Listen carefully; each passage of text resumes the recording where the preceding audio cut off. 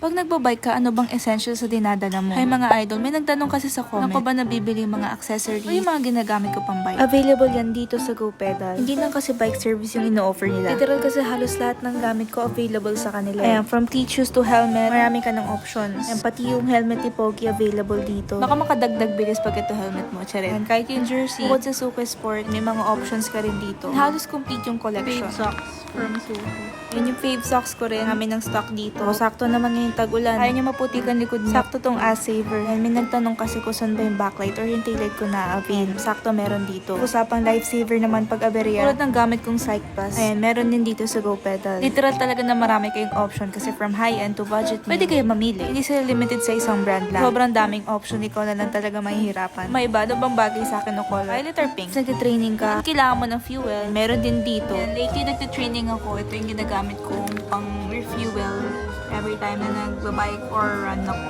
Bukod naman sa Googles, marami pa silang option dito. By the way, ito pala yung location nila. Open sila ng Monday to Sunday. And don't mind me, nag-window shopping lang ako dyan. Masyado na ako natutuwa sa mga nakikita ko. Parang ako na yung mabubudol. Next time talaga. Anyways, ayun lang naman yung na-share ko. No? Ikaw ba? Ano ba tinadala mo pag nagbabike ka? Ayun lang, ride safe.